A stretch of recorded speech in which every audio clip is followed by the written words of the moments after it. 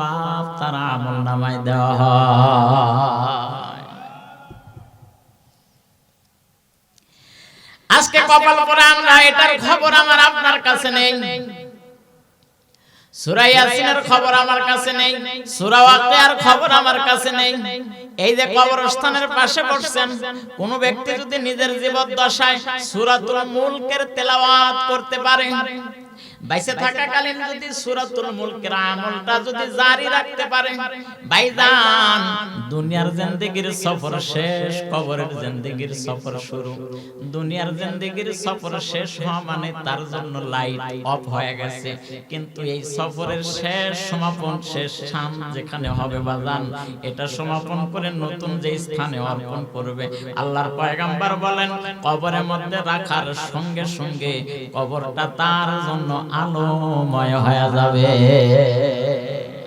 আরেকটু জোরে করে, আরো জোরে কম। তাহলে এটার খবর আমার আপনার কাছে নেই।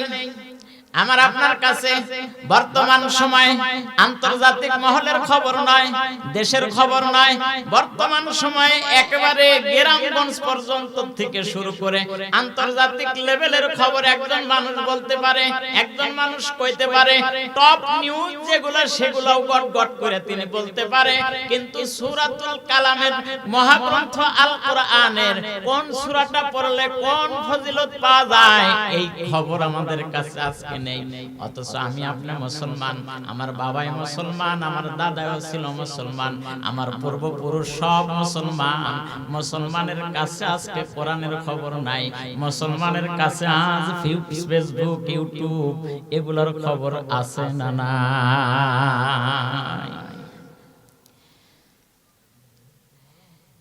আহকামুল হাকিম রব্বুল আলামিন ডাক দে বলেন, গোলাম আমি আল্লাহ রাব্বুল আলামিন তোমাদেরকে এই জগতের মধ্যে পাঠিয়েছি। এই জগতে একটা নির্দিষ্ট সময় পর্যন্ত আমি তোমাদেরকে সুযোগ দেব। এই নির্দিষ্ট সময় যখন আপ হয়ে যাবে, তখন আমি তোমাকে টান দেব। আর ওই টান দেওয়ার সময় তোমার চোখ যদি বড় হয়, আমার সৈন্যবাহিনী তোমারে রেখে আসবে না। এই টান দেওয়ার সময় যদি তোমার চতুর্পার্শ্বে লাঠিয়াল বাহিনী থাকে, লাঠিয়াল বাহিনী দেখে আমার র‍্যাব বাহিনী ভয় পাবে না? ভয় পাবে। বড় জ্ঞানী গুণী বড় বুদ্ধিমান লোক লস্কর দিয়ে তোমার চারিপাশে বেষ্টন করে রেখে দিয়েছো। আমার সমন জারি যখন হবে, তোমাকে সেখান থেকে নিয়ে আসবে, আর তোমার চতুর্পার্শ্বে যত লোক আছে কেউ তোমারে আটকে রাখতে পারবে না। মওতুকাসিন কুল্লু নাসিন শারিবু কবর বাইতিন কুল্লু নাসিন দাখিলু।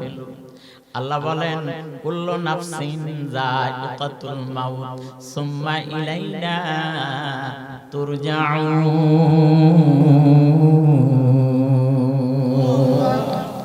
একসঙ্গে আল্লাহু আকবার কোন, আবার কোন।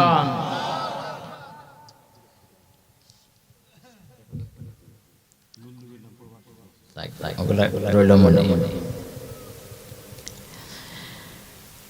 খেলাফে পয়গম্বর কাছে রাগুজির কে হরগজ বা মঞ্জিল না খাওয়া হেদ রসিদ। কবি ডাকতে বলেন, একটা মাত্র তরিকা যেটা পয়গম্বরের, সেটাই সঠিক তরিকা। আর এই তরিকায় যে চলবে, যে বলবে, যে মানবে, তাকে সিরাতুল মুস্তাকিম পথের পথিক বানাবে এবং মাকামে মাকসুদ জান্নাতের সর্বোচ্চ আসন তাকে স্থান করে দিবে। আল্লাহ বলেন, ইন্নাল্লাযীনা আমানু ওয়া আমিলুস সলিহাতি কানাত লাহুম জান্নাতুল ফিরদাউসি নুজুলা। আল্লাহ আয়াতের মধ্যে দুইটা আমলিয়াতের কথা ব্যক্ত করেছেন। একটা হলো ঈমান, দুই নাম্বার হলো আমল। এই দুইটা পুঁজি যার মধ্যে আছে, তারে আল্লাহ পাক জান্নাতের সর্বস্থান জান্নাতুল ফিরদাউসের বাসিন্দা বানায় দিবে। আর একটু জোরে কোন সুবহানাল্লাহ।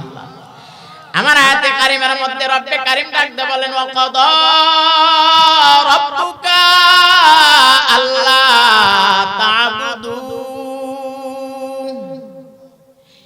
এক নাম্বার ফরমান, এক নাম্বার হুকুম রব্বে কারীম দিয়েছেন, খবরদার বান্দা বান্দিরা, আমি আল্লাহ রাব্বুল আলামিন ফরমান জারি করে দিয়েছি, তোমরা আমি আল্লাহ ছাড়া আর কারো ইবাদত করিও না।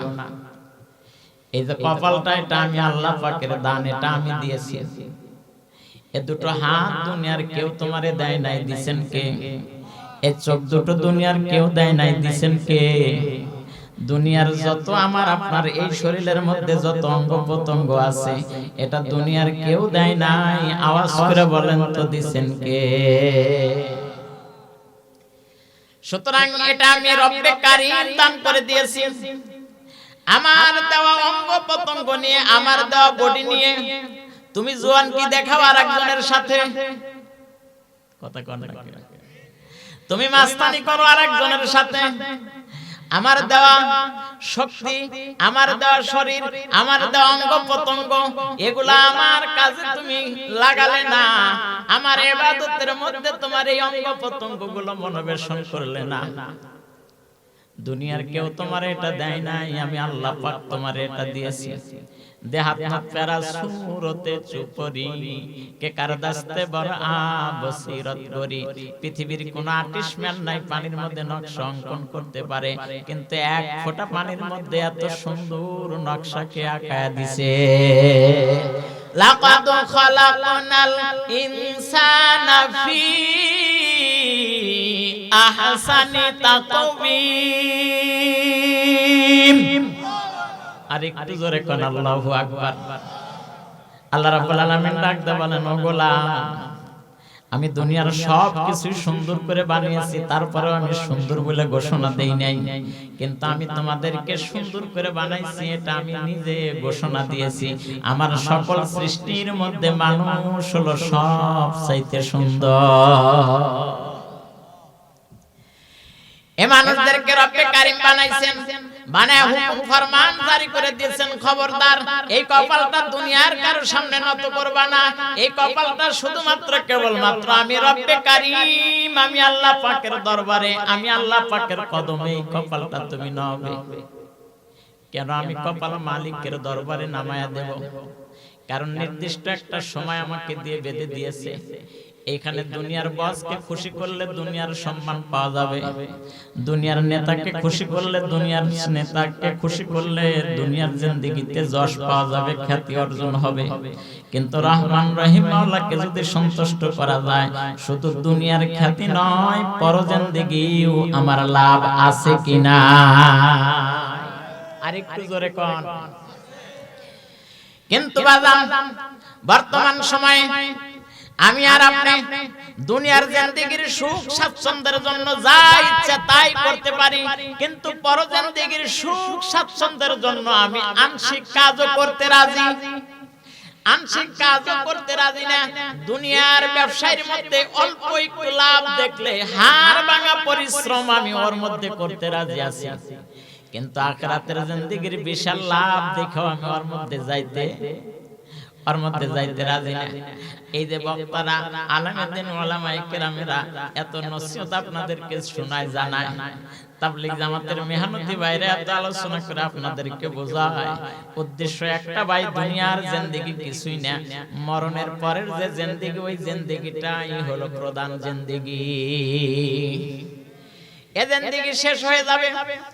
দুঃখ থাকলেও দুঃখটাও একদিন শেষ হবে, সুখ থাকলে সুখটাও একদিন শেষ হয়ে যাবে, কিন্তু পর জিন্দেগির দুঃখ শুরু হলে সেটা শেষ হবে না, আবার সুখ শুরু হইলে সেটাও শেষ হবে না।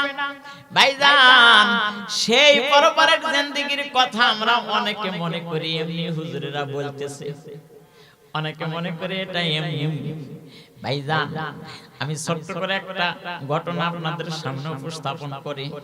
জগৎ বিখ্যাত আলেম আল্লামা মুফতি তকি ওসমানী সাহেব তিনি লিখেছেন, এই ঘটনাটা উল্লেখ করেছেন। বাদশাহ হারুন আর রশিদ নামকরণ করে একজন বাদশাহ ছিল। তিনি যেমন বুদ্ধিমান ছিলেন, তেমনি তিনি কোরআন ওয়ালা সুন্নাত ওয়ালা বাদশাহ ছিলেন, আমলদার বাদশাহ।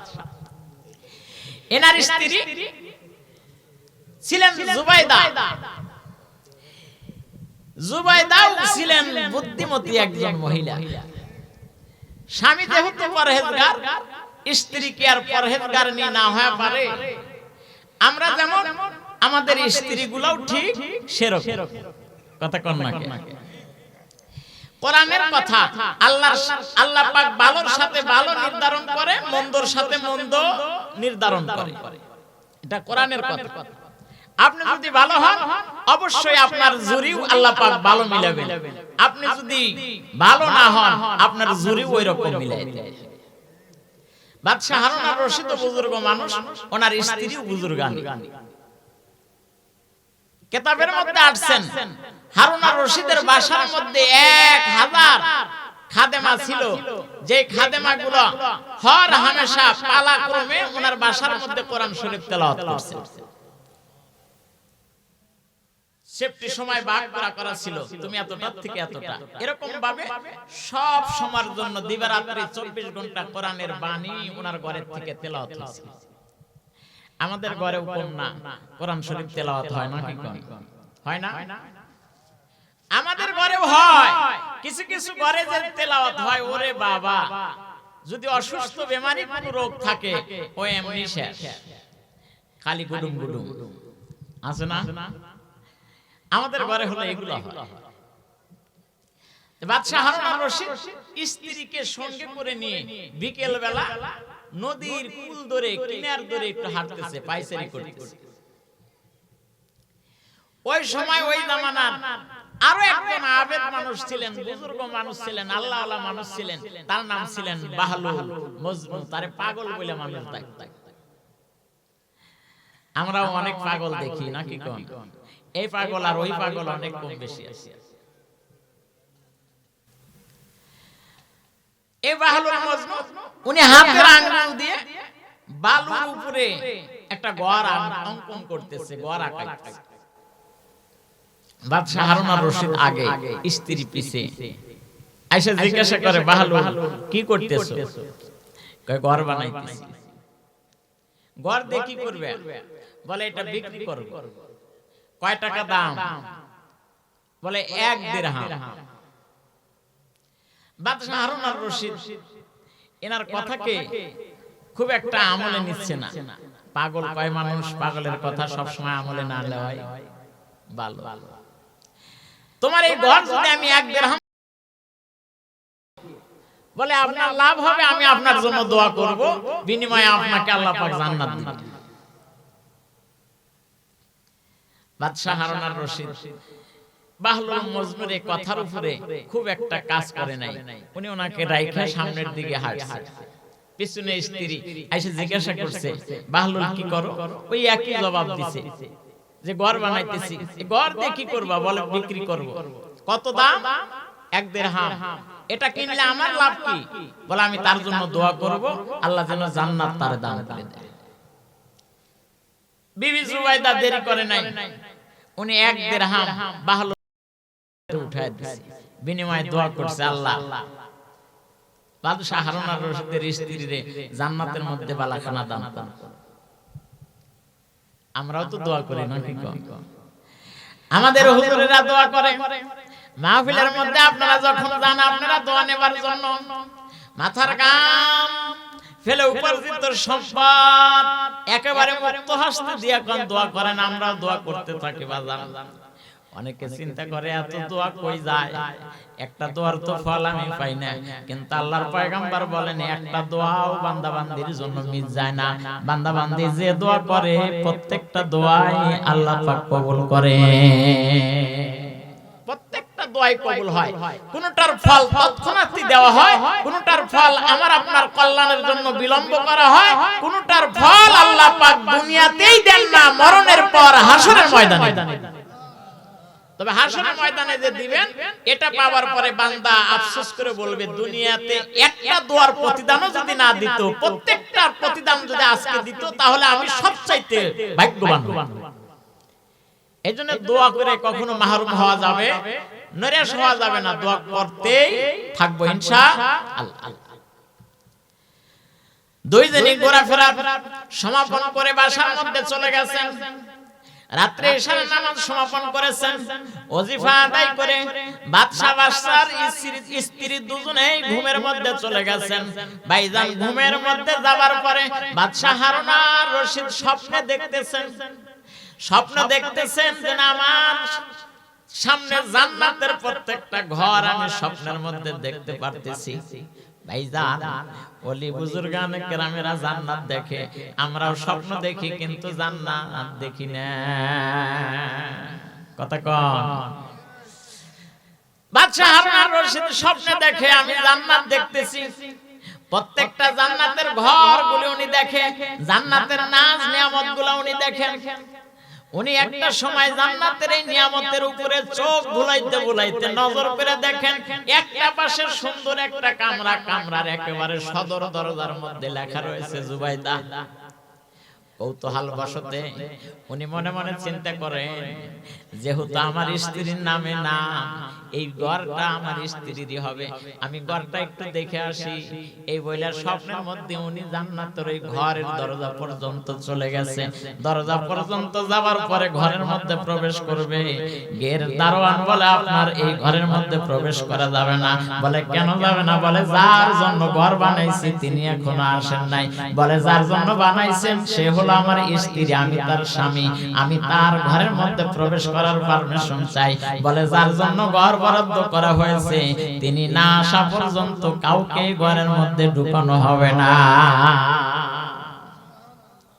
যখন না করে দিছে তখন ওনার ঘুম গেছে ভাঙ্গা।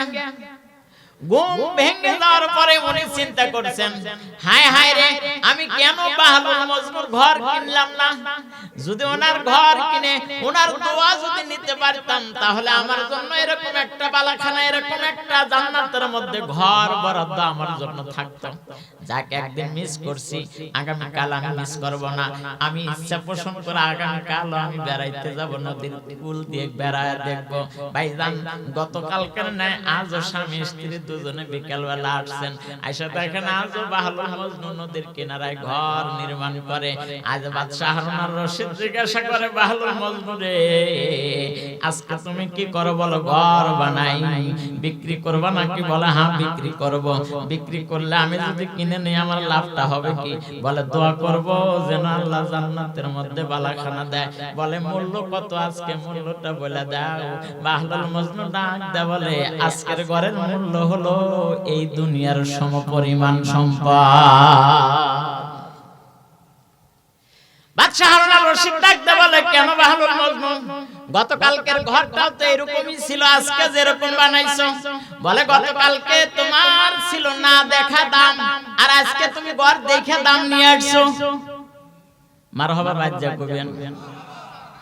আর মানে বাজান, একজন ওলি আর একজন ওলির খবর রাখে, একজন নেশাখোর আর একজন নেশাখোরের খবর রাখে, একজন মদখোর আর এক মদখোরের খবর রাখে, এক নামাজি আর এক নামাজির খবর রাখে, এক বাটপার আর এক বাটপারের খবর রাখে। বাদশা হারুন আর রশিদ স্বপ্ন দেখেন, আর সেই স্বপ্নের খবর